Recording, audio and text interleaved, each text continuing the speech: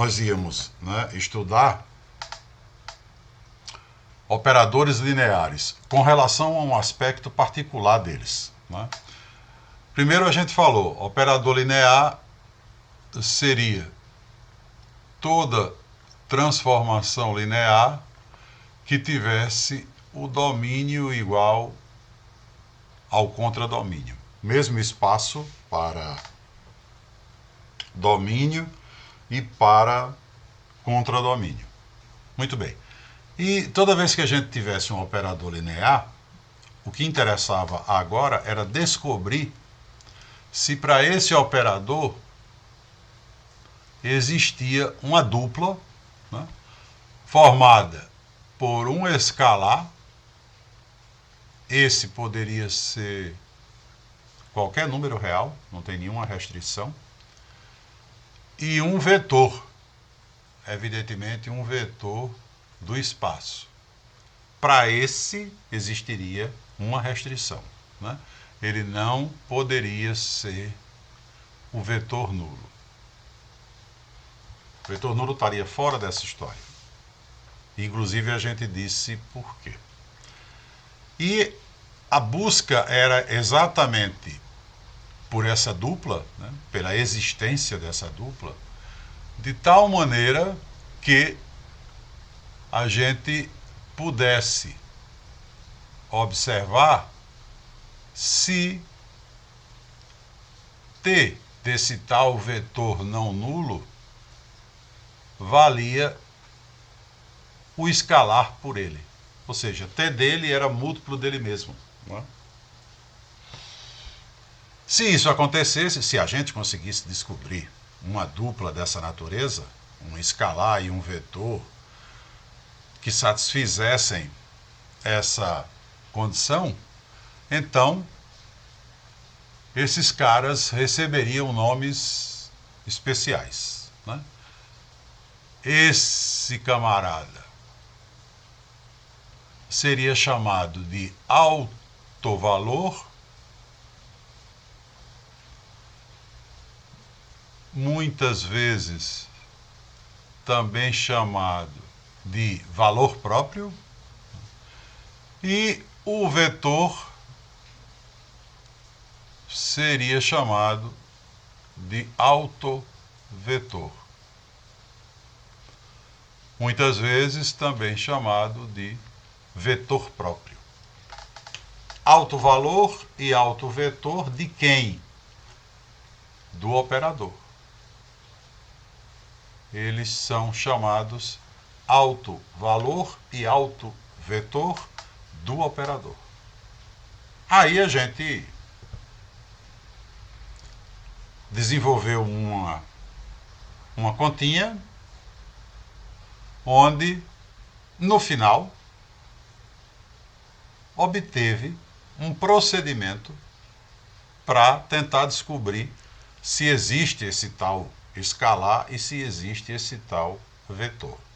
Em outras palavras, a gente, digamos, num português bem simples, a gente procurou estabelecer uma receita, né? Um passo a passo para, toda vez que a gente recebesse um operador, a gente tivesse condições de, seguindo esse passo a passo, no final concluir se esse operador tinha alto valor ou alto valores e se tinha, consequentemente, alto vetor ou alto vetores. Porque, como a gente também falou pelo meio da história, nem sempre existem esses dois camaradas. Muitas vezes, né, a gente considera um operador e aí percebe que esse operador não tem alto valor e nem tem alto vetor. Muito bem, mas se tiver, aí a gente disse que para cada alto valor a gente estaria interessado em determinar um subespaço associado a ele. ao alto valor. A gente percebeu, comprovou inclusive, que se eu pegasse dois autovetores associados a um mesmo alto valor, a soma desses dois autovetores ainda seria um autovetor associado ao mesmo alto valor. E a gente conseguiu comprovar também que se eu pegasse um autovetor associado a um determinado alto valor e multiplicasse esse autovetor por qualquer escalar não nulo, para evitar que o vetor nulo entre na história, por enquanto, pelo menos, se eu multiplicasse por qualquer escalar, o resultado ainda seria um autovetor associado ao mesmo alto valor. E aí a gente disse, olha, o conjunto dos autovetores satisfaz duas exigências da definição de subespaço. Então, o conjunto de autovetores associados a um alto valor só não é subespaço porque não tem o vetor nulo, uma vez que ninguém aceita o vetor nulo como autovetor. E, consequentemente, nós acabamos colocando o vetor nulo para dentro desse conjunto, não aceitando como autovetor, mas apenas colocando para dentro, por união, para fazer com que o conjunto dos autovetores, unido ao conjunto unitário formado pelo vetor nulo, pudesse então ser um subespaço. Aí a gente disse que para cada alto valor que a gente determinasse, a gente chamaria de W associado ao alto valor a união de dois conjuntos. Primeiramente, o conjunto de todos os vetores do espaço que são autovetores.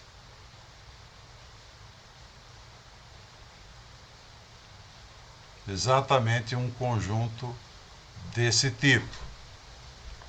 Conjunto de todos os vetores do espaço que satisfazem T de V igual a lambda V, porque todo vetor não nulo que satisfaz T de V igual a lambda V é justamente o que a gente chama de autovetor, está aqui na própria definição. E como aqui não entra o vetor nulo por não ter permissão para entrar, e a gente quer que esse conjunto que a gente está construindo seja um subespaço, então a gente colocou o vetor nulo para dentro por união, né? Ou seja, meio que forçando a barra. E daí, este conjunto passou a ser chamado de autoespaço. Autoespaço associado, né, ao alto valor lambda. E a gente falou então que toda vez que tivesse pela frente um operador linear e nos fosse perguntado se ele tinha alto valor, se ele tinha alto vetor, consequentemente, qual seria ou quais seriam os autoespaços dele, a gente tinha um procedimento pronto para aplicar, para seguir e daí conseguir responder a essa questão. Qual era esse procedimento? A gente disse, olha, para eu tentar encontrar, primeiro de tudo, os autovalores, eu começo considerando qualquer base de V. Bom, se eu vou considerar qualquer base de V, eu então, para trabalhar menos, considero a base canônica. Não há dúvida de que a base canônica é a que proporciona menos trabalho. Daí, considerando uma base de V, eu vou para a próxima etapa. Próxima etapa: determinar a matriz do operador dessa base para ela mesma, porque já que ele é um operador, o domínio é igual ao contradomínio, então a base que eu pegar no domínio também posso pegar no contradomínio. E aí determino a matriz desse operador de alfa para alfa. Chamo essa matriz de A. E, além de fazer isso, considero como I a matriz identidade, aquela que na diagonal principal tem unicamente o número 1 e nas demais posições tem 0. Então, considero I a matriz identidade de mesma ordem que A. Primeiro que toda matriz identidade é necessariamente quadrada. E nesse caso, evidentemente, A será sempre quadrada. Porque, como a gente viu antes, toda matriz que está associada a um operador, ela tem ordem dimensão do contradomínio, que será o número de linhas, pela dimensão do domínio, que será o número de colunas. Mas como o domínio é igual ao contradomínio, eu tenho a mesma quantidade de linhas e a mesma quantidade de colunas, ou seja, uma matriz quadrada. Logo, posso falar, faz sentido falar, né, em matriz identidade de mesma ordem que A. Se A não fosse quadrada, essa frase não teria sentido. Né? Mas como A é quadrada, ela tem todo sentido. E aí, depois de obter a matriz A, e depois de tomar a matriz I como sendo a matriz identidade de mesma ordem que A, eu vou para o próximo passo. Próximo passo é montar, escrever um polinômio na variável lambda que é dado pelo determinante de lambda multiplicado pela matriz identidade menos A. Quando eu faço o cálculo do determinante dessa matriz, lambda I menos A, com toda certeza, esse determinante será um polinômio na variável lambda. E aí nós dissemos, esse polinômio é um polinômio famoso dentro da teoria de álgebra linear. Você vai encontrá-lo em qualquer fonte que você consultar e em qualquer língua também. Esse polinômio é chamado de polinômio característico do operador T, ou também chamado de polinômio característico da matriz A, tanto faz, já que a matriz A está associada ao operador por meio da base alfa. Então esse camarada é o polinômio característico, determinante de lambda-i menos a. Muito bem. Encontrado o polinômio característico, eu agora procuro resolver a equação P de lambda igual a zero. Ou, em outras palavras, procuro encontrar as raízes do polinômio característico. Se esse polinômio tiver raízes reais, essas serão os autovalores. Ou seja, os autovalores de um operador são exatamente as raízes do seu polinômio característico. E aí está o ponto exatamente em que a gente compreende por que é que, às vezes, um operador não tem alto valor. É porque, quando eu apanho um polinômio e igualo a zero e vou buscar as raízes dele, pode ser que eu não encontre nenhuma que seja real. A gente sabe disso. Para polinômios do segundo grau, por exemplo, né, a gente sabe que a equação do segundo grau, que seria exatamente o polinômio igualado a zero, pode não ter raiz real.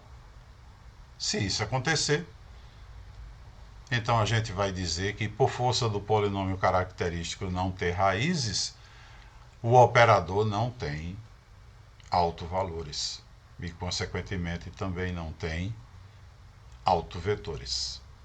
Daí a gente ter observado, no meio dessa história que a gente está recontando, que encontrar autovalores e encontrar autovetores, quando se trabalha no universo dos números reais, nem sempre é possível. Nem sempre a gente vai encontrar. Porque vai depender do polinômio característico ter raiz ou raízes reais. Ok? Muito bem. Encontradas as raízes, ou seja, encontrados os autovalores, aí a gente vai apanhar cada um dos autovalores que determinou aqui e vai resolver a equação T de V igual a lambda V. Já conhecemos lambda, porque ele veio daqui, e aí, como a gente quer encontrar também os autovetores associados ao alto valor lambda, a gente vai para a própria definição de autovetor, que está aqui, e nela substitui o valor de lambda para procurar determinar o valor de V. E aí acaba a história de encontrar autovalores e autovetores. Na nossa última aula, nós resolvemos um exemplo com um operador do R2, né? E vamos refazer esse exemplo rapidamente para depois a gente fazer com outros operadores. Tá ok? Avisando que lá no Moodle, né, já tem uma terceira lista exatamente sobre esse assunto. E aí vocês podem, querendo, claro, nos intervalos do São João podem procurar resolver essas questões, né, para ver se encontram autovalores e autovetores. Mas só nos intervalos do São João. Não precisa sacrificar o São João para resolver problemas de autovalores e autovetores. Tá certo? Muito bem. Então, vamos nós. Eu vou ver se a gente faz o seguinte, se a gente diminui tudo isso que está aqui para poder ganhar espaço, e eu não queria apagar exatamente porque aqui está toda a historinha contada ou recontada, e a gente vai exatamente seguir o passo a passo dessa historinha, né? Então, qual foi o exemplo que a gente resolveu?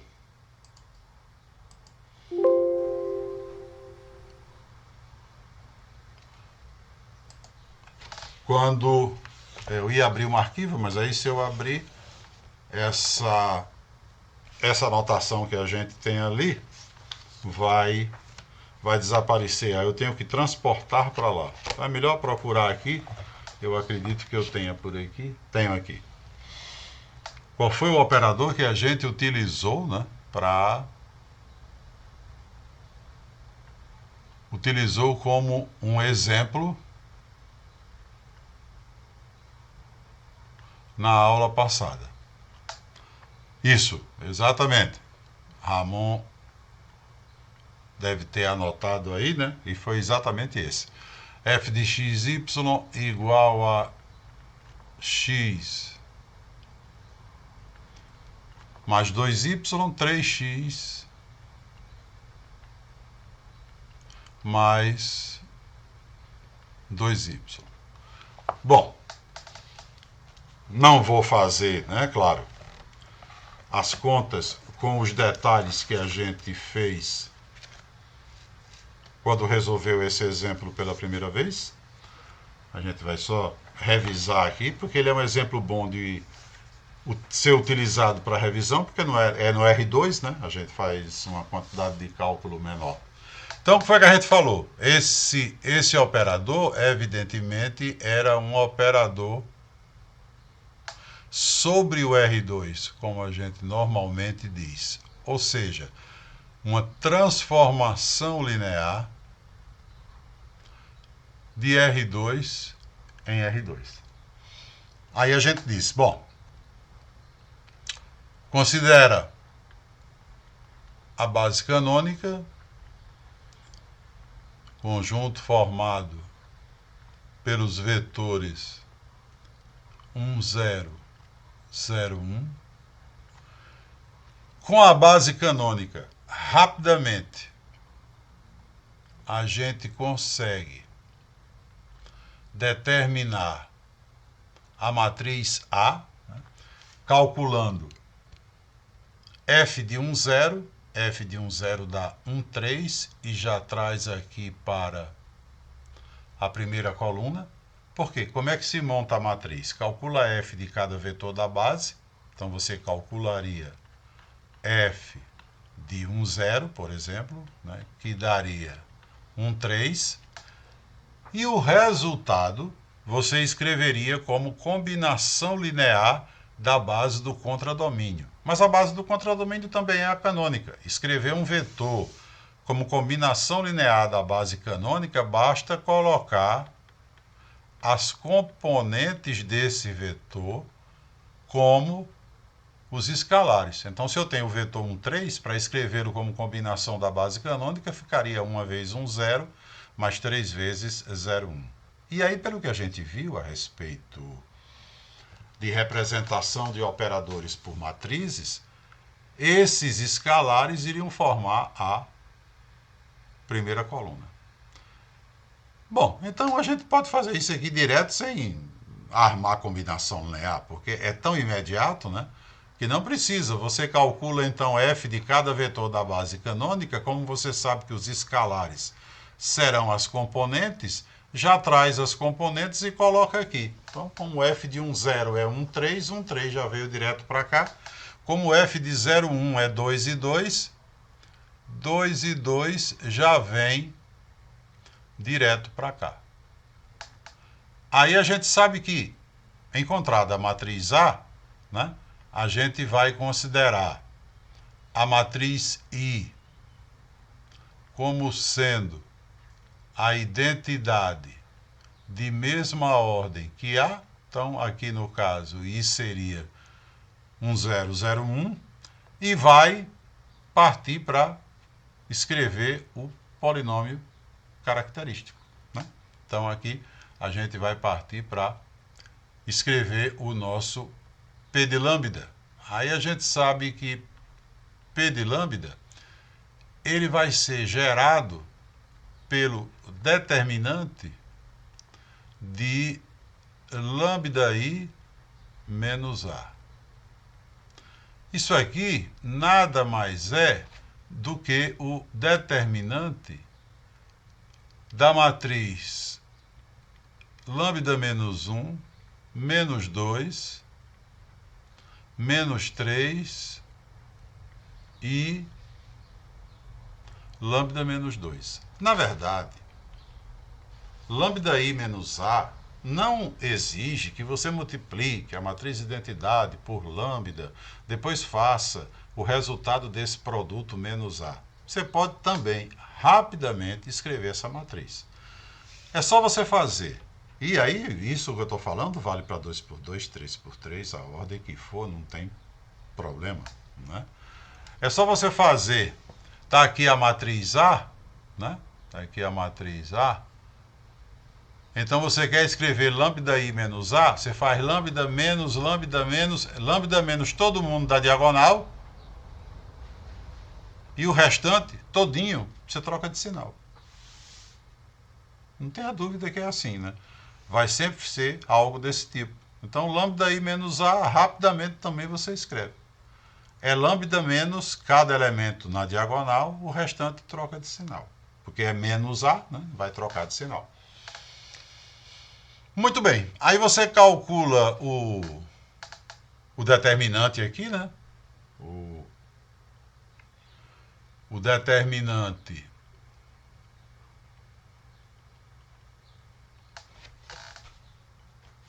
vai... Deixa eu só pegar logo o resultado aqui de alto valor de tudo, porque eu já vou escrevendo, né? O determinante vai lhe dar lambda 2 menos 3 lambda menos 4, logo, né? P de lambda igual a lambda 2 menos 3 lambda menos 4 é o polinômio característico desse operador que está ali em cima, f de x, y, né? Aí agora, com o polinômio característico, a gente vai procurar saber se ele tem raízes. Consequentemente, vai procurar saber se esse operador tem autovalores, né? Então, a gente vai igualar a zero, lambda 2 menos 3 lambda menos 4, a gente iguala a zero. E quando a gente iguala a zero, a gente encontra dois autovalores, duas raízes, lambda 1 igual a menos 1 e lambda 2 igual a 4. Pronto. Esses dois camaradas aqui, menos 1 e 4, são os autovalores. Autovalores desse operador f. Então, nesse caso, o polinômio característico teve o número máximo de raízes esperado, né? Que eram duas. E aí a gente fez uma observação que é importante quando a gente estava resolvendo esse exemplo primeira vez, né, a gente observou que toda vez que eu encontro um alto valor e que aí, a partir do momento que eu encontro, eu vou buscar os autovetores associados a ele, eu vou buscar tendo a certeza de que para cada alto valor, para cada um, eu terei infinitos autovetores associados. Eu nunca vou, para um determinado alto valor, encontrar um único autovetor. De jeito nenhum. Se isso acontecer, eu errei. Tem alguma coisa errada pelo caminho, porque eu sempre vou encontrar infinitos autovetores associados a cada um dos autovalores que eu encontrei, como raiz de P de lambda, do polinômio característico. Então, aqui no caso, né, a gente começou considerando lambda1 igual a menos 1, porque a gente vai fazer o trabalho tantas vezes quantos sejam os autovalores. Então, começamos com lambda1 igual a menos 1 e, consequentemente, como eu queria encontrar autovetor, né, a gente já está nessa etapa aqui, né? Consideramos a base canônica, encontramos a matriz A, tomamos a matriz identidade de mesma ordem que A, formamos o determinante de lambda I menos A, encontramos P de lambda, igualamos a zero, achamos as raízes. Se não tivéssemos achado raízes, o problema teria parado aqui, né? E nós teríamos respondido: esse operador não tem autovalores nem tem autovetores. Ponto final. Como encontramos raízes para P de lambda, significa que encontramos autovalores e, consequentemente, vamos para o último passo. O último passo que é, já que eu tenho lambda, agora eu vou descobrir V. E a maneira pela qual, tendo lambda, eu descubro V é exatamente resolvendo T de V igual a lambda V. E resolvendo para cada lambda que eu tiver encontrado na etapa anterior. Então eu vou ter o mesmo trabalho, né? A mesma carga de trabalho. Não é exatamente o mesmo, porque os autovalores são distintos, mas eu vou ter a mesma carga de trabalho desenvolvida de forma inteiramente semelhante duas vezes. Primeira vez, considerando, por exemplo, lambda1 igual a menos 1. Consequentemente, se o autovalor da vez é menos 1, significa que eu vou procurar resolver a equação f de v igual a menos v. Resolver essa equação, evidentemente, para descobrir quem é v. Logo, eu, como estou resolvendo um problema no R2, vou supor que v seja AB. Então, na verdade, né, eu vou resolver a equação f de AB igual a menos A menos B. F de V igual a menos V.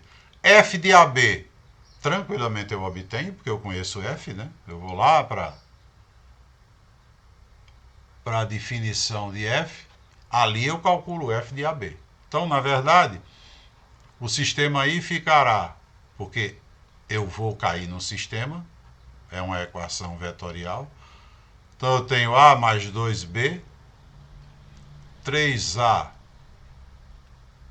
mais 2B, igual a menos A menos B. Consequentemente, tenho de fato um sistema, né? Porque aí eu fico aqui com as equações A mais 2B igual a menos A,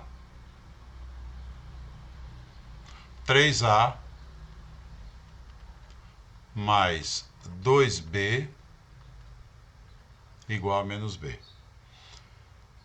E com toda certeza, essas duas equações elas têm que ser iguais, porque se elas forem distintas, o sistema terá solução única. E dizer que o sistema tem solução única é dizer que eu vou encontrar um autovetor só, coisa que eu sei que não irá acontecer. Se acontecer, é porque eu errei. Então, na verdade, quais são as equações desse sistema? Primeira, 2A mais 2B igual a zero.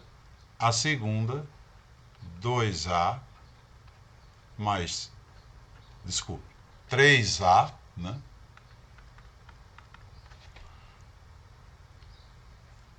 3A mais 3B igual a zero. E claro que as equações são iguais, basta dividir a primeira por 2, a segunda por 3. O máximo que eu retiro desse sistema é, então, B igual a menos A. Portanto, temos, de fato, infinitos autovetores, uma quantidade infinita de autovetores associados ao alto valor menos 1. Ou seja, todo vetor, né? Porque a gente supôs que V seria AB. O autovetor seria um vetor da forma AB. O que foi que a gente encontrou? Que para isso acontecer, B tem que ser menos A.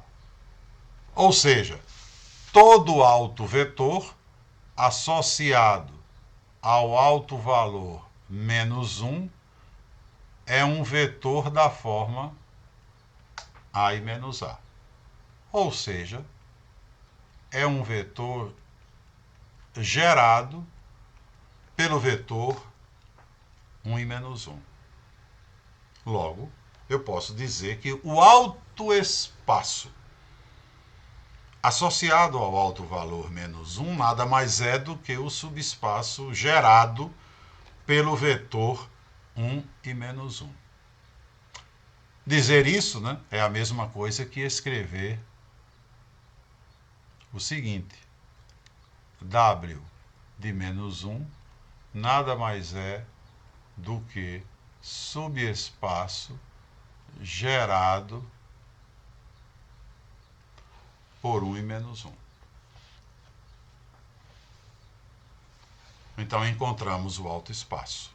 E dissemos, inclusive, né, que também é uma informação importante para o objetivo que a gente tem, dissemos, inclusive, que o vetor 1 e menos 1, não entre colchetes, né, entre chaves, porque aí a gente vai falar de base, né, o conjunto formado pelo vetor 1 e menos 1, esse conjunto era a base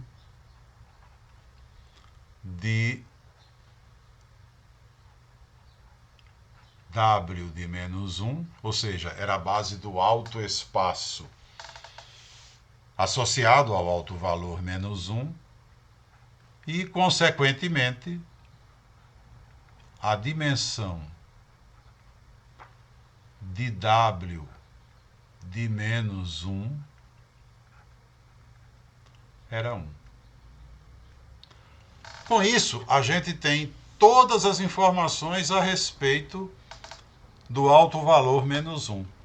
Então, o alto valor menos 1, associado a ele, eu tenho, de fato, um subespaço de R2, que é o alto espaço associado a ele, que é o subespaço gerado pelo vetor 1 e menos 1, que tem o vetor 1 e menos 1 como base e dimensão 1. E agora, conhecidas todas as informações relativas ao alto valor menos 1, eu vou repetir esse trabalho, né?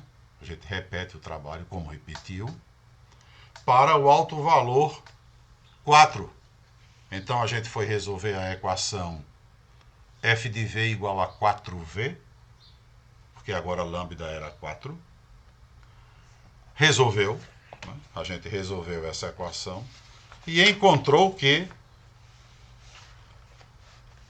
a o alto valor 4, associado a ele, estava todo o vetor que era múltiplo de 2 e 3. Então, o alto espaço associado ao alto valor 4 era o subespaço gerado pelo vetor 2 e 3, que tinha o vetor 2 e 3 como base, e como só tem um elemento na base, também tinha dimensão igual a 1.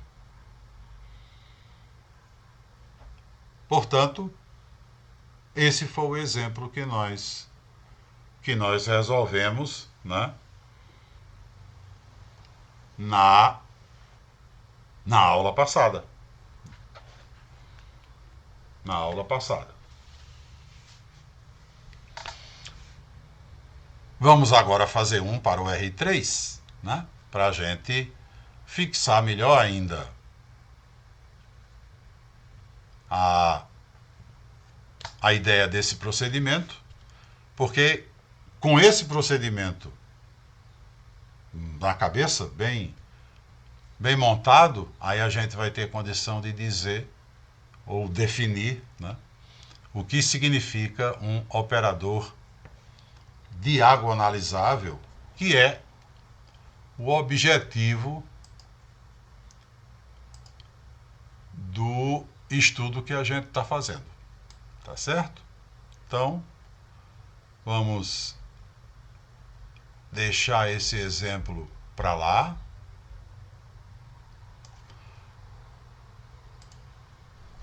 Vamos deixar nosso roteirozinho aqui. É melhor, né? E vamos considerar agora um exemplo no R3. Para que a gente então possa depois definir, né, na próxima terça-feira, o que é um operador diagonalizável.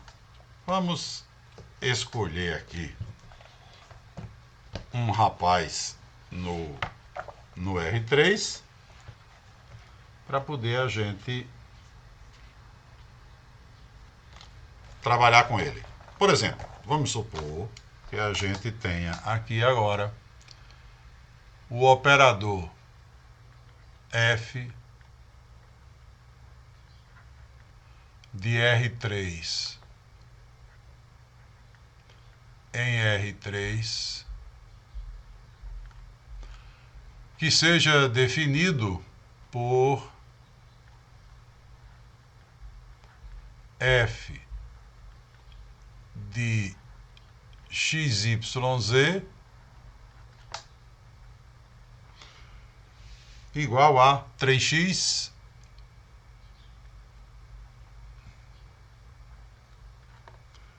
dois y menos 5z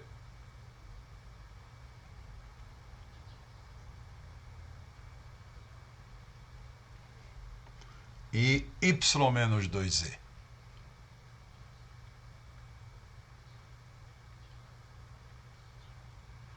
Pronto, vamos considerar esse camarada. Então, nosso roteiro está aqui à direita e a gente vai calcular agora f de 100, que dá 300. Isso aqui vai ser o quê? A primeira coluna, né, da matriz A. Não é isso? Vai também calcular f de 010, que me dá 021. Isso vai ser a segunda coluna, né? X é 0, Z é 0, Y é 1, então eu terei 021. E finalmente a gente vai calcular f de 001.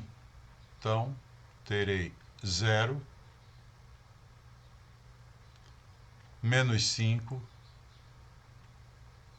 menos 2. Consequentemente, tenho a matriz A. Tenho a matriz A. 3, 0, 0, 0, 2, 1, 0, menos 5, menos 2. Está aqui a matriz A, bonitinha, calculada rapidamente. E é evidente que só foi calculada rapidamente porque a gente considerou alfa a base canônica, né? Como a gente falou. Muito bem, então agora vamos para o polinômio característico. P de lambda será o determinante da matriz. Então vamos ver como foi que a gente falou. Na diagonal você escreve lambda menos cada um dos elementos.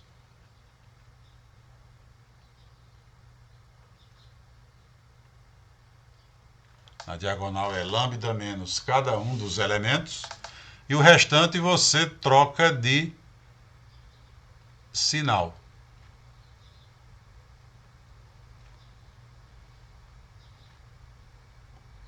Então,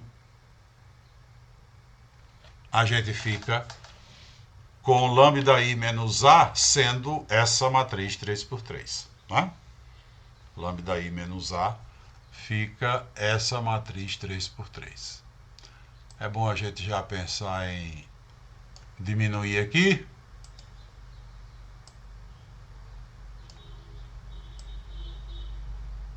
Para cá. Pronto.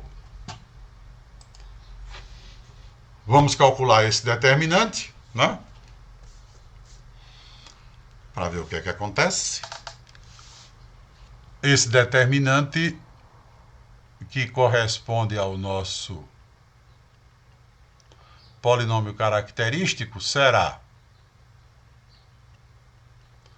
lambda menos 3 por lambda menos 2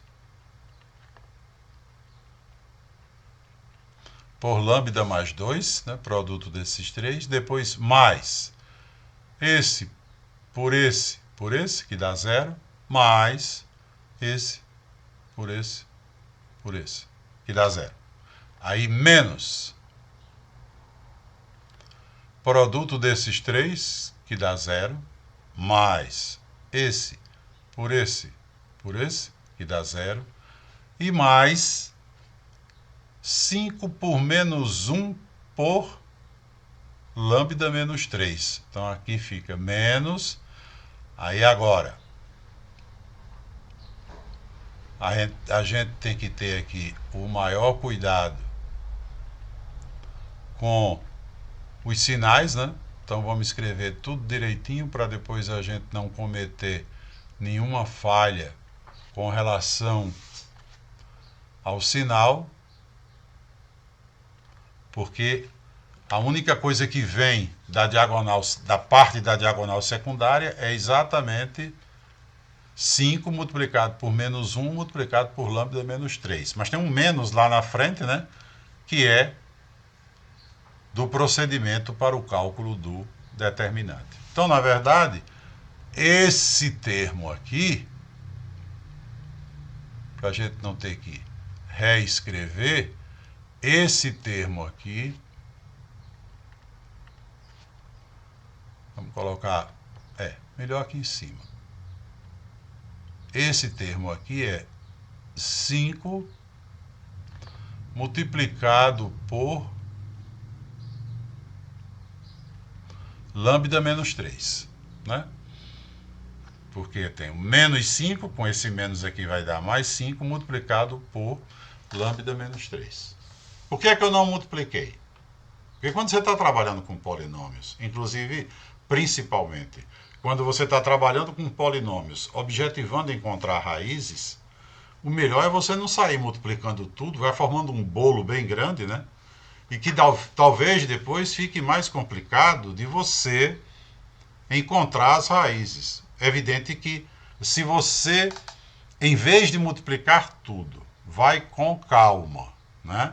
Escrevendo o polinômio e percebe que dá para colocar um determinado fator em evidência, é muito melhor. Então, aqui no caso, né, não multiplicando, eu vejo que eu tenho uma soma de dois termos, né, uma vez que esse termo do menos 5, esse termo não existe mais, a gente já eliminou, né? Ele já se transformou em mais 5 multiplicado por lambda menos 3. E aí eu vejo que em P de lambda eu posso colocar lambda menos 3 em evidência. Se eu colocar lambda menos 3 em evidência, o que eu tenho é lambda menos 2 multiplicado por lambda mais 2 mais 5. E o fato de ter aparecido esse fator multiplicando tudo é um fato muito útil para mim, já que o meu objetivo é encontrar raízes, né? Porque se eu não tivesse feito isso, né? O que teria acontecido? Veja que a situação estaria pior para o meu lado. Daqui a pouco a gente escreve, mas vamos só concluir aqui, né? Então, concluindo aqui, eu vejo que o meu polinômio característico P de lambda é lambda menos 3 multiplicado por, o que é que vai sair daqui? Lambda 2. Aí aqui eu terei mais 2 lambda, menos 2 lambda, vai cancelar, menos 4. Então, isso aqui, esse produto, que na verdade é o produto da soma pela diferença, né? Que me dá o quadrado do primeiro menos o quadrado do segundo, como de fato deu, né? É lambda 2 menos 4. Como eu tenho mais 5, então sairá daqui lambda 2 mais 1. Então, veja como é muito melhor você enxergar o polinômio característico já escrito como um produto de fatores do que enxergá-lo sem ser dessa forma. Porque se por acaso você tivesse multiplicado tudo, você teria feito muito mais conta, certamente então com muito maior probabilidade de cometer algum erro, né? E teria encontrado o quê? Certamente você teria multiplicado tudo isso aqui, ainda teria multiplicado 5 por lambda menos 3. Teria acontecido o quê? Você iria multiplicar lambda menos 3. Se você não tivesse observado que era possível colocar lambda menos 3 em evidência, você multiplicaria lambda menos 2 por lambda mais 2, daria lambda 2 menos 4. Aí multiplicaria por lambda menos 3, isso aqui daria lambda 3 menos 4 lambda menos 3 lambda 2 mais 12. Tá? E ainda somaria isso com 5 lambda menos 15. Então, você teria escrito, se você não observasse a possibilidade de colocar em evidência o termo lambda menos 3, você teria escrito P de lambda como lambda 3 menos 3 lambda 2 mais lambda vem daqui, né? De menos 4 lambda mais 5 lambda, e aqui menos 3.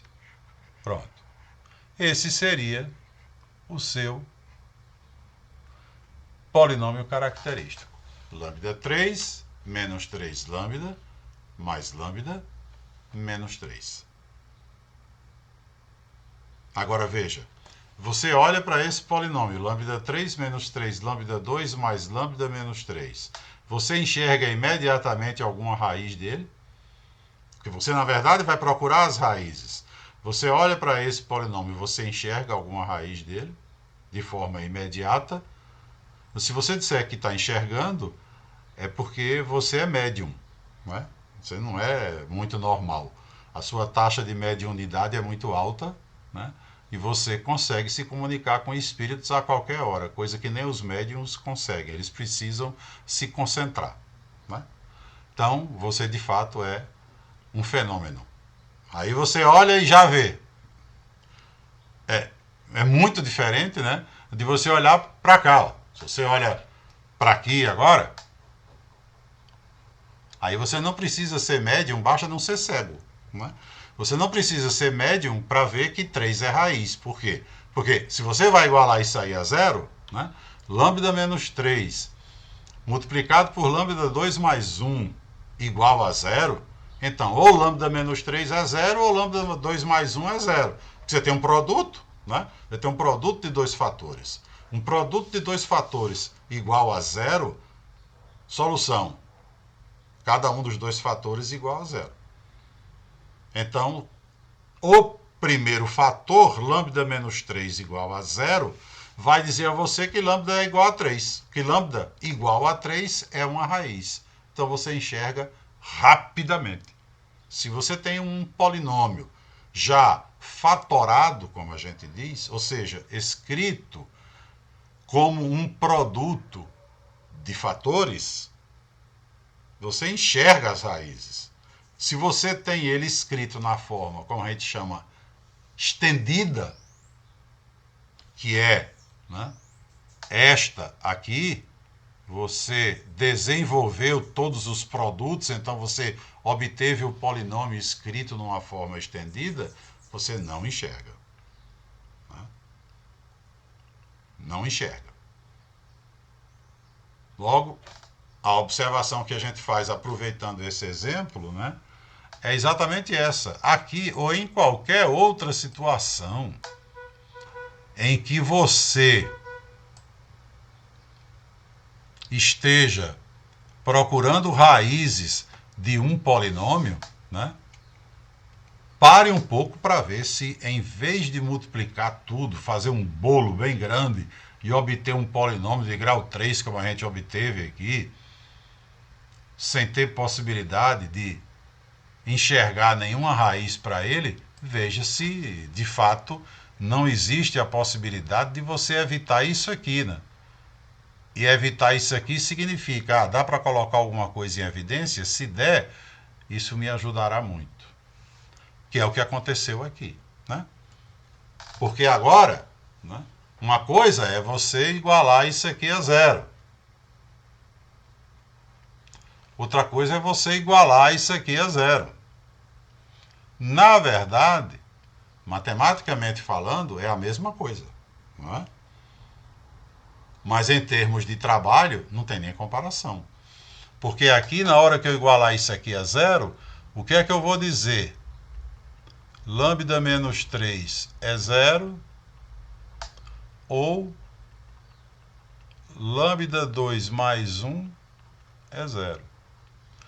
Lambda 2 mais 1 igual a zero não me dá nada, né? Porque se eu inventar de resolver lambda 2 mais 1 igual a zero, eu não vou achar raiz nenhuma, porque daqui o que é que eu vou encontrar? Né? Lambda 2 igual a menos 1. E nenhum número real ao quadrado será menos 1. Né? O número que ao quadrado é menos 1 é o número i, a unidade imaginária. Né? Então, essa equação aqui, ela não me dá raiz alguma. Ela não dá nada para mim. Dela eu não consigo, né, nenhum alto valor. Isso aqui não serve para nada. Na verdade, esse operador ele tem um único alto valor. Apesar, né, do polinômio característico dele ter grau 3, né, porque aqui é grau 1 multiplicado por grau 2, grau 3, que é como também está aqui. Apesar dele ter grau 3, ele só tem uma raiz, que é lambda igual a 3, a única raiz dele. Por isso, vamos aproveitar, né? Aproveitar o exemplo para a gente fazer outras observações também, né? Todas elas importantes para essa teoria que a gente está estudando. E são observações práticas, né? Essa que a gente fez agora é uma observação prática. Se você puder colocar em evidência, ponha, porque senão você certamente vai trabalhar mais. E seu trabalho vai ser ruim. Encontrar a raiz de polinômio não é bom trabalho. Não é bom trabalho simplesmente porque não tem regra geral, né? A gente tem uma regra muito bonitinha para grau 2. Eu não sei se você conhece uma regra para grau 3. Ela existe, mas é impraticável. Na verdade, existe um procedimento assim, parecido. O que eu quero dizer é uma fórmula para você determinar a raiz de equação do terceiro grau. Só que essa fórmula é tão ruim que você não vê em livro algum, porque é muito complicada, é muito trabalhosa. Então, se você pode evitar um polinômio que não esteja fatorado, evite. Escreva ele na forma fatorada, se for possível. Como aqui foi. E foi possível só porque a gente percebeu que dava para colocar em evidência o termo lambda menos 3. Né? Aí o que eu falei? Bom, essa foi a primeira observação, uma observação prática útil, que é, se você puder colocar em evidência, ponha.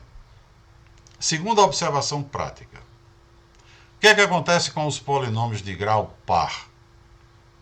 Polinômio de grau par, ele pode ter raiz e pode não ter raiz alguma. Isso para a gente, né? Eu quero dizer, quando eu falo não ter raiz alguma, eu estou falando no universo em que a gente trabalha. A gente trabalha no universo do conjunto dos reais. Quando eu quero dizer não tem raiz, é porque não tem raiz real, tem raiz complexa. Né? Por exemplo, esse polinômio que a gente está trabalhando com ele aqui, ele tem 3 raízes. Que ele tem 3 raízes? Tem. Ele tem uma real, que é o 3, e tem 2 complexas, i e menos i, né? Que são raízes da equação lambda 2 igual a menos 1. Eu acho que quem já estudou número complexo, mesmo que bem superficialmente, sabe do que eu estou falando. Né? Agora, para a gente, ele só tem uma. Porque a gente só aceita real, então só tem lambda igual a 3. E aí a observação que eu queria fazer para vocês é que todo polinômio de grau par, sobre ele, a princípio, eu não tenho previsão nenhuma. Um polinômio de grau par, por exemplo, uma equação que gera uma equação de segundo grau, você sabe muito bem que quais são as possibilidades. Tem 2 raízes reais, pode ter uma só, né? Raiz dupla, e pode não ter nenhuma. Ou seja, polinômio de grau par é o troço mais imprevisível do mundo. Não é? É muito imprevisível, você não tem segurança sobre o que vai acontecer. Então, por exemplo, você pega pela frente um polinômio de grau 4, você vai caminhar como se fosse de olhos vendados, tentando procurar as raízes, mas sem saber o que vai acontecer. Não faz a menor ideia. Por quê? Porque ele tem grau par. Grau par pode acontecer o quê? Ter 4 raízes reais, é uma possibilidade. Né? Ter 2 raízes reais e 2 complexas é outra possibilidade. Ter todas as 4 raízes complexas é outra possibilidade. Só não existe a possibilidade, né, dele ter uma real e 3 complexas. Por que não existe essa possibilidade? Alguém sabe? Suponha um polinômio de grau 4. Estou falando para vocês que são viáveis as seguintes possibilidades. 4 raízes reais, pode acontecer. 4 raízes complexas, pode acontecer. Porque aí vai ter o conjugado. É, exatamente. Toda raiz complexa, ela nunca aparece sozinha, né? Ela é necessariamente acompanhada do conjugado. O conjugado é o mesmo número complexo com o sinal da parte imaginária trocado. Por exemplo, um número complexo, digamos, é 1 mais 2i. Então, o conjugado, se esse número aqui você descobrir que ele é raiz de um polinômio, com toda certeza o número 1 menos 2i também será. Porque 1 menos 2i é o conjugado de 1 mais 2i, que é o mesmo número complexo com a parte imaginária, que a gente chama essa daqui, aquela que acompanha o i, de sinal trocado. E aí, dentro dessa teoria de raiz polinomial, a gente sabe que toda vez que um número complexo for raiz, o conjugado dele também será. Consequentemente, toda raiz complexa anda uma de braços dados com a outra. É o número com seu complexo. O número com seu complexo. Logo, eu não poderia ter uma raiz real, né, e 3 complexas. Porque aí já teria achado 2 complexas, se eu achasse mais uma, eu acharia a outra, que era a conjugada dela. Não poderia ter nunca 3. Então essa possibilidade não existiria. Por isso que eu falei, as possibilidades são as 4 reais, as 4 complexas, 2 reais, 2 complexas. Estaria tudo bem. Agora, se o polinômio tem grau ímpar, né, aí eu tenho uma certeza. Né? Eu tenho uma certeza. Se ele tem grau par, não tenho certeza de nada. Sei lá o que é que vai acontecer, eu vou procurar. Agora, se ele tem grau ímpar, eu tenho uma certeza. Ele tem uma raiz real. Né? Porque pelo fato dele ter grau ímpar, ele não pode de jeito nenhum ter todas as raízes complexas, já que as raízes complexas andam aos pares. Então, por exemplo, aqui, eu tenho um polinômio de grau 3. Como é que eu poderia ter 3 raízes complexas? De jeito nenhum. Porque raiz complexa, ou eu tenho 2, ou então, se eu tiver mais uma, eu tenho 4. Porque essa uma que aparecer vem acompanhada do conjugado.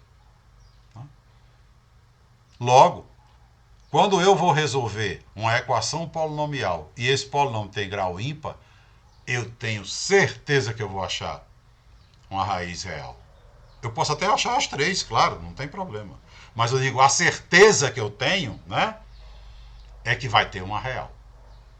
Isso aí eu tenho certeza. Então essa é outra informação prática interessante, para que quando a gente vai resolver a equação polinomial já tenha uma previsão do que pode acontecer. Então aqui no caso, por exemplo, né, eu obtive uma real e 2 complexas. Um fato absolutamente aceitável. Né? Não tem problema nenhum. Para mim, dentro né, dessa teoria que a gente está estudando, a teoria de obtenção de autovalores e autovetores, significa que esse operador, né, esse operador só tem esse autovalor. Só tem um autovalor, que é o número 3. Acabou, fim de papo. Só tem ele. Porque meu universo é o universo real. Tá? Então, somente para ele é que eu vou procurar determinar os autovetores e, consequentemente, né, os autoespaços. Vou só deixar aqui o polinômio escrito dessa maneira, porque eu quero voltar para falar sobre ele no final. Então, muito bem, encontramos um único alto valor, que foi lambda igual a 3. Consequentemente, vamos procurar resolver a equação f de v igual a 3v. Agora, né, considerando v como sendo ABC, já que nós estamos no R3. E, repetindo, nós sabemos, né, que não encontraremos um único, encontraremos certamente uma infinidade de vetores, né, associados ao alto valor lambda igual a 3. Então vamos lá resolver essa equação. F de V, né? F de V eu sei que me dará 3A, 2B menos 5C e B menos 2C. Isso deve ser igual a 3A, 3B, 3C. F de V igual a 3V. Bom, daí, claro, né, vamos para o nosso sisteminha. A equação vetorial sempre gera um sisteminha. Primeira equação não vale nada. 3A igual a 3A. Isso não diz nada, né? Segunda equação, 2B menos 5C igual a 3B. Dessa equação eu tiro, né, menos B menos 5C igual a 0, né? Só passar o 3B para lá, ou seja, B igual a menos 5C, para a gente evitar a fração, né? Não tirar C igual a menos B sobre 5, tira B igual a menos 5C, e na última, B menos 2C igual a 3C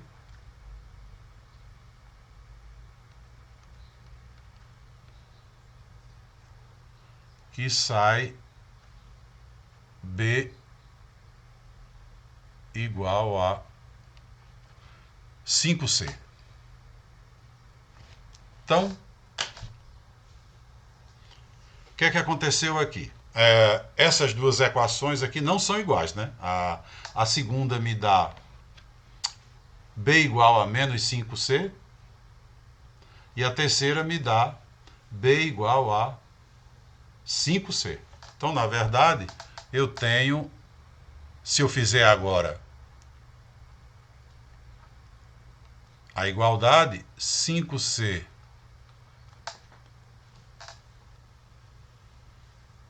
igual a menos 5C, eu vou concluir que necessariamente C é 0, né? Ou 10C igual a 0, né?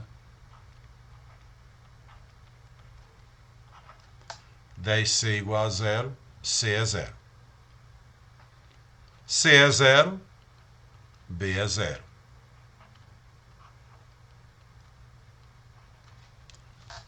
E encontrei, né, todos os autovalores associados ao encontrei todos os autovetores, desculpe, associados ao alto valor 3.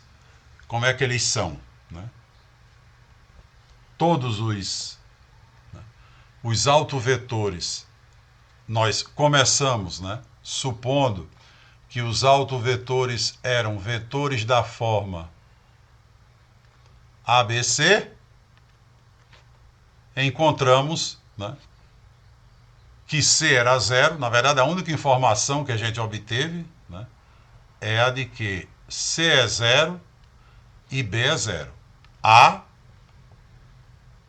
pode ter qualquer valor, né, uma vez que a equação que envolvia A me deu apenas 3A igual a 3A. 3A igual a 3A, isso vale para qualquer A. Né? Consequentemente, todo autovetor aqui, eu vou dizer que é do tipo A0, 0. Né? Cuidado para não dizer que é 0, 0, 0. Lembre-se de que essa primeira equação não dá A igual a 0. Essa equação dá A qualquer valor. Né? Então, todo autovetor é do tipo A00. Consequentemente, todo autovetor é múltiplo ou gerado por 1, 0, 0.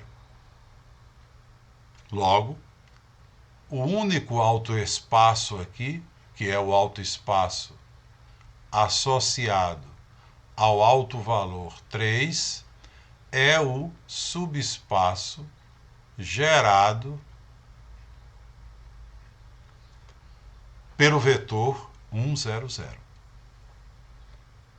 E aí a gente tem que o conjunto formado somente por esse vetor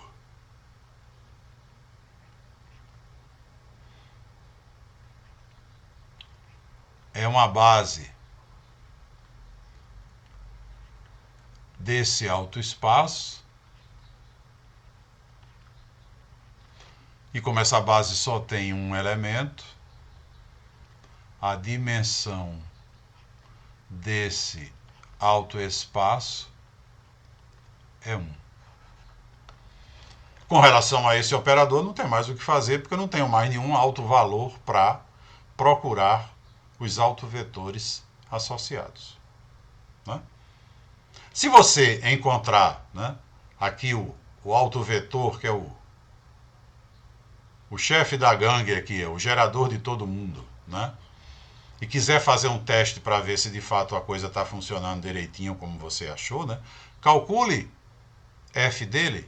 Se você calcular F, só se você quiser fazer o teste, né?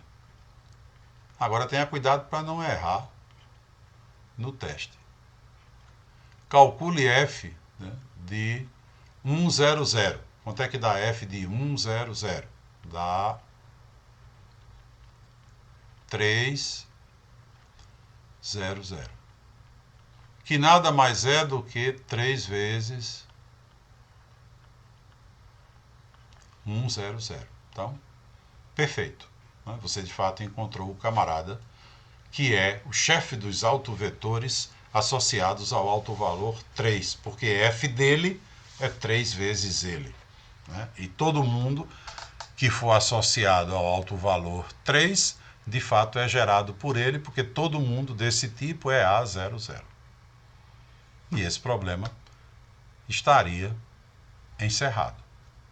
Eu quero só aproveitar para fazer uma observação com relação a esse polinômio. Porque eu falei, a gente observando que poderia colocar o termo lambda menos 3 em evidência, a gente rapidamente encontraria o polinômio característico já fatorado e, consequentemente, a gente teve condições, né, de evitar fazer uma conta grande e mais complicada para encontrar as raízes do polinômio característico. Mas o que eu quero falar é, se por acaso, e essa informação que eu estou dando aqui, ela é boa para esse caso e para qualquer outro. Se por acaso você não percebe que dá para colocar nada em evidência, ou se por acaso realmente não der, né? Porque é claro que nem toda vez vai existir um termo comum que eu possa colocar em evidência, então eu estaria diante dessa equação, né, para tentar encontrar as raízes, não é isso? E aí como é que eu encontraria? Alguém tem ideia de como é que a gente dá um pontapé? Não há nenhum procedimento aí, né, maravilhosamente infalível que leve. A gente apenas usa uma espécie de algoritmo para tentar descobrir as raízes. Alguém sabe por onde a gente começa? Na verdade, é um algoritmo que pretende fazer o seguinte: o objetivo é você vai encontrando raízes e diminuindo o grau. Até chegar no grau 2, né? Porque quando você chega no grau 2, aí você chega numa equação do segundo grau que você tem a fórmula pronta para resolver. Alguém sabe o procedimento aí? Como é que a gente encontra? Porque se a gente encontrar uma raiz, a gente já baixa o grau, né, em uma unidade. Então, se a minha equação original tem grau 3, se eu achar uma raiz, eu já consigo diminuir o grau dela para 2. Né? Eu começo sempre procurando uma primeira raiz para tentar diminuir o grau nos divisores do termo independente. Primeiro, né, eu preciso que o coeficiente do termo de maior grau seja 1. Se ele não for 1, eu divido, né, por ele. Aí ele fica sendo 1. E aí esse número aqui eu espero que seja inteiro. Né? Se não for, aí a situação se complica realmente bastante. Mas, supondo que tenhamos uma situação como essa, coeficiente 1 e aqui um número inteiro, né, eu vou procurar os divisores desse termo. Quais são os divisores de 3? Né? E é evidente que aí quando eu vou relacionar os divisores, eu relaciono considerando também o sinal. Né? Então, números que dividem 3, eu tenho mais ou menos 1 e mais ou menos 3. Né? Isso significa dizer que se meu polinômio, esse número aqui, for 120, eu estou ferrado. Né? Se eu for relacionar os divisores de 120, tem possibilidade de eu trabalhar até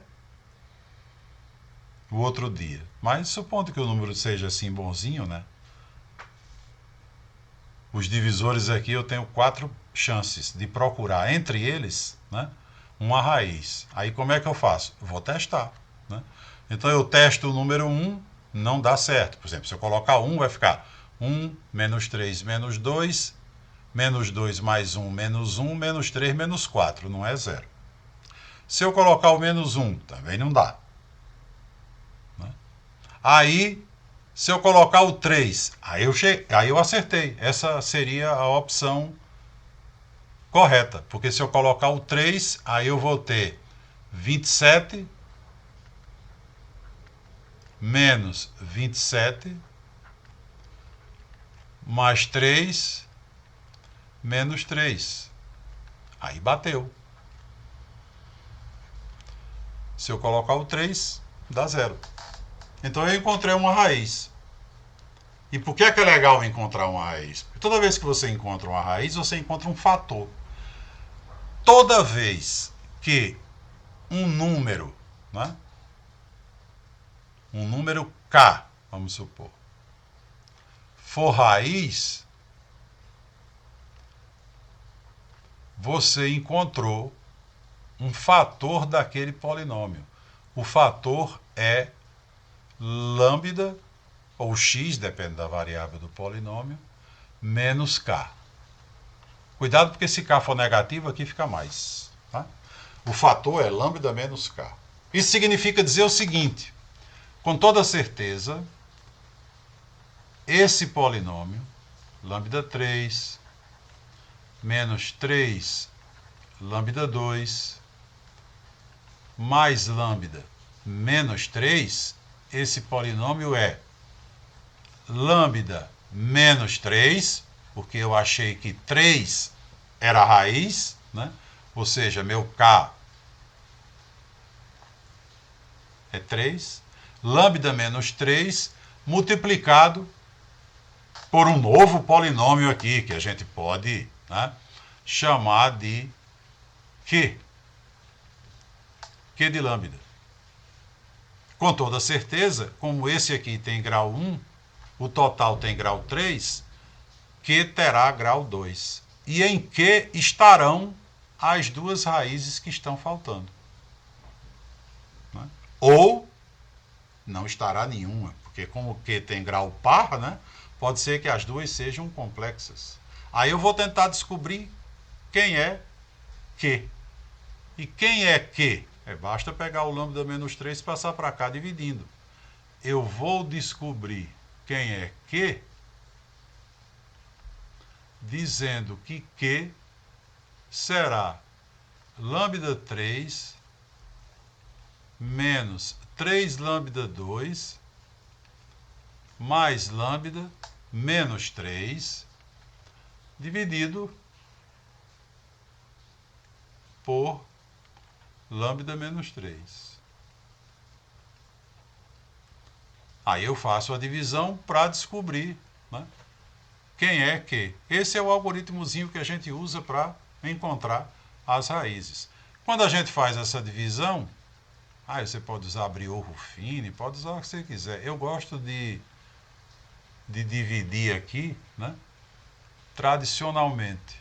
Então eu escrevo aqui escrevo aqui o polinômio dividido por lambda menos 3. Então eu faço lambda 3 por lambda 2.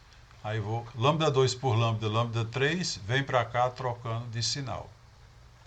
E lambda 2 por menos 3 lambda 2. Vem para cá trocando de sinal. Aí aqui cancela tudo e baixa o que restou. Lambda dividido por lambda, 1. 1 por lambda é lambda, troca de sinal, vem para cá. 1 por menos 3, troca de sinal, vem para cá.